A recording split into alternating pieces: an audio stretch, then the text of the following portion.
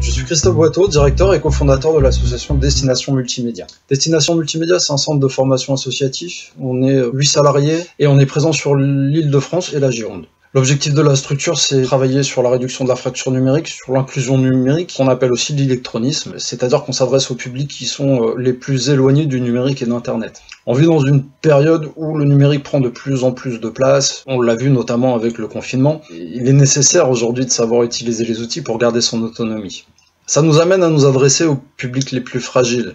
Par rapport au numérique, ces publics les plus fragiles, ce sont les seniors, essentiellement, et aussi les publics en insertion, les gens qui n'ont pas eu l'occasion dans leur carrière professionnelle de travailler sur l'outil numérique et qui se retrouvent aujourd'hui en difficulté aussi sur le plan personnel. Et ça crée des facteurs d'exclusion. La période du confinement était une période particulièrement compliquée. Il a fallu qu'on s'adapte. Paradoxalement, nous ne pouvions plus travailler de la façon dont on le faisait et les besoins étaient encore plus grandissants. Les gens étant bloqués chez eux, le besoin d'accès au numérique, le besoin de pouvoir communiquer avec ses proches, le besoin de pouvoir accéder à ses droits par le numérique était encore plus criant. Destination Multimédia, sur 2019, c'est 3000 personnes qui ont été formées, au moins autant qui ont été accompagnées lors des permanences. Ces personnes-là, nous ne pouvions pas les laisser de côté.